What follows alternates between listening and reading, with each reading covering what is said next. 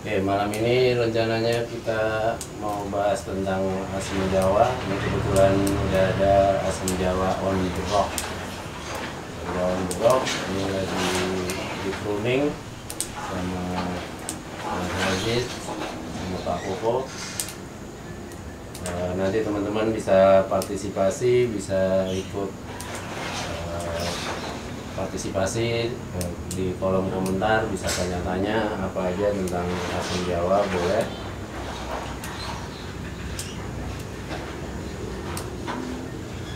Oke, silakan teman-teman, boleh komentar, nanti akan saya tanya sama Pak Koko atau sama Mas Azid. Mas Azid ini Azid Anatomi Bonsai, channelnya di YouTube Anatomi Bonsai, bisa di subscribe. Di Facebook juga sama Mas Azid ya? Sama Anatomi Bonsai juga ada halamannya di Facebook. Oke, untuk Pak Koko, untuk asam Jawa ini Pak Koko, kelebihannya apa untuk dijadikan bahan bonsai Pak Koko? Ini kan umum sekali dijadikan bonsai. yang paling utama, nama latinnya kalau nggak salah Tamarinus indica ya. Lalu orang biasa ngomong asam Jawa, jadi ini salah satu jenis bonsai yang istilahnya pohon asli Indonesia, jadi ya sentimentalnya itu kan pohon kita, pohon asli Indonesia. Untuk karakter pohonnya sendiri gimana Pak Koko? Ya relatif bagus ya, kesantuannya ada, daun-daunnya ya bisa kompak.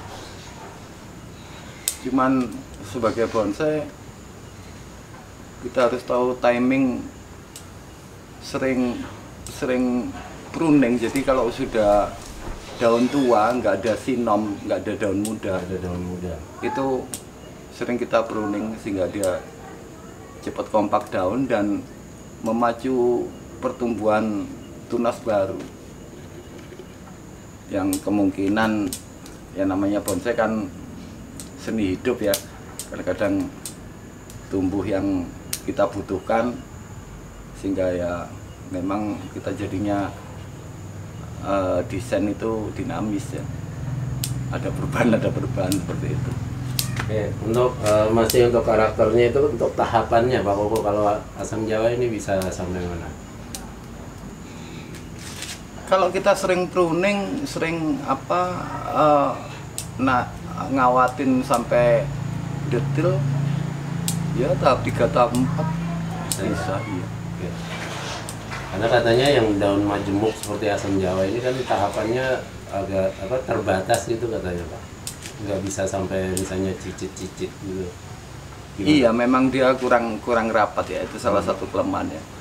Dan yang saya perhatiin ada satu lagi kelemahan, kan karakter pohon ini kan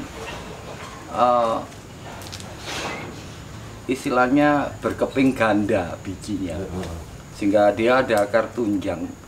Akar tunjang itu pada saat di bonsai memang kita potong, tapi kalau dia sudah lama, akar tunjang itu sebagai karakter dia dominan lagi, itu yang membuat susah.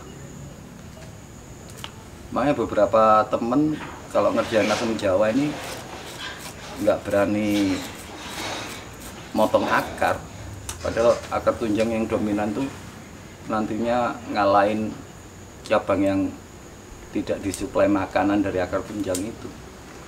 Kendala itu yang biasanya terjadi.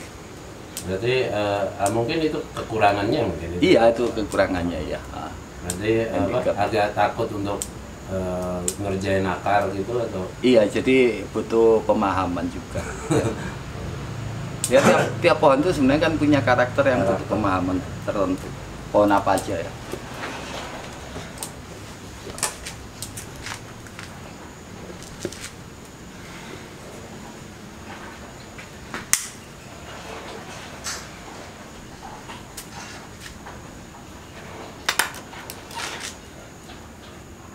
Ya, untuk budidayanya sendiri Pak Koko, asam Jawa biasanya yang Sebaiknya biji ya. Sebaiknya biji. Atau Cangkok juga atau bisa, dongkelan alam itu. Kalau cangkok itu ya bisa ya, tapi itu tadi biasanya cangkok itu rentan. Ya ini yang terjadi ya, yang penyebab utamanya walau alam ya. Iya. Kadang-kadang repoting itu pohon sehat nggak ngurangin akar aja, kadang-kadang gagal. Iya. Ada yang beberapa temen memang ya dianjurkan kita ngerjain pohon ini kalau repoting atau kita budidaya di lahan, giliran mau diangkat kan cangkok akar. Itu nunggu daun bener-bener tua, gegreki, bahkan kasarnya ada mongso juga. Habis musim kemarau panjang, hujan awal itu sekitar seminggu, itu waktu ideal kita dongkel asem ya dari lahan.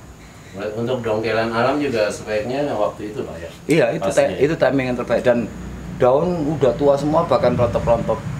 Berarti awal musim hujan itu ya? Iya, habis kemarau panjang. Oke, itu tipsnya teman-teman kalau mau dongkel asam Jawa, bagusnya akhir kemarau atau awal musim hujan. Berarti hujan udah mulai turun gitu Pak? Iya. Awal-awal ya? Iya. Oke. Untuk cangkok sama biji tadi gimana kelebihan kekurangannya Pak? Ya semua pohon itu sebagai bakalan yang paling ideal itu daya tahannya bagus. Emang dari biji ya.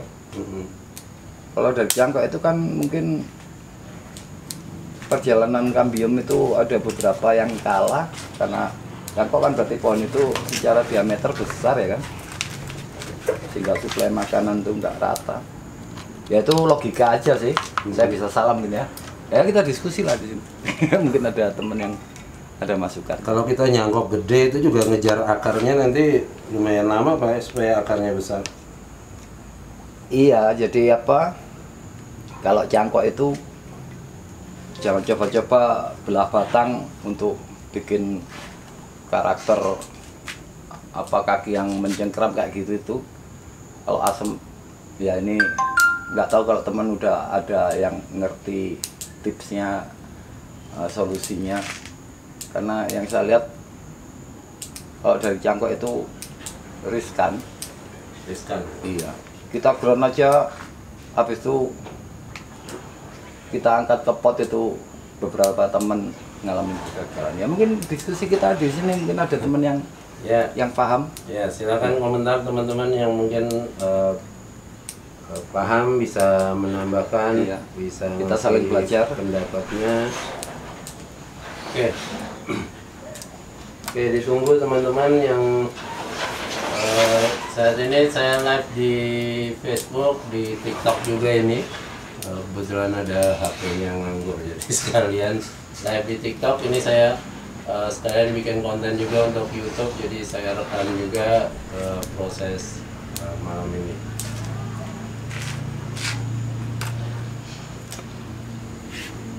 Oke, mungkin kalau dari biji itu bisa diprogram dari awal untuk bentuknya, iya, dasar ya Pak pokoknya. Iya, terutama gerak dasar itu. Iya. Jadi bisa kita belah batangnya dari usia mudanya. Oke. Terus saya pernah dengar juga katanya kalau dari biji itu umurnya lebih panjang daripada cara lain stek cangkok, benar nggak Pak? Ya hampir semua jenis. Semua jenis ya. Relatif kalau dari biji itu bahan bonsai itu lebih bagus.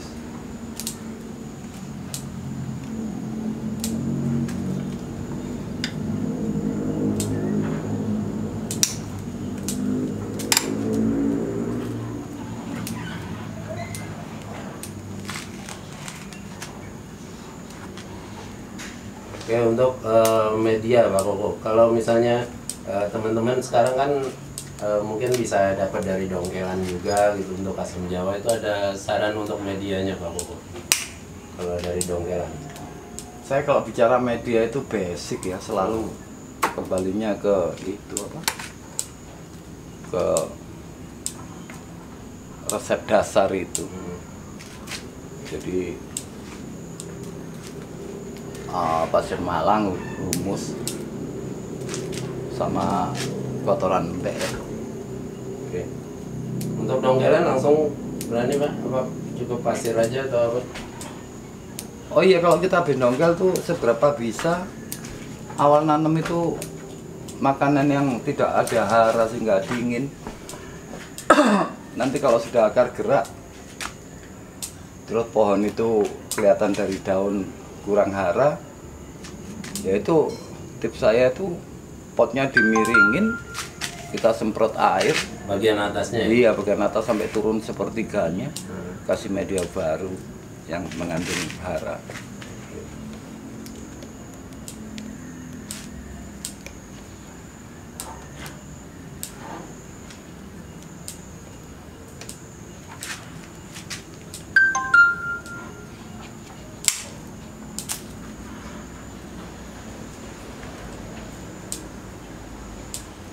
Oke, ini ada pertanyaan dari Mas Idi Amin JS.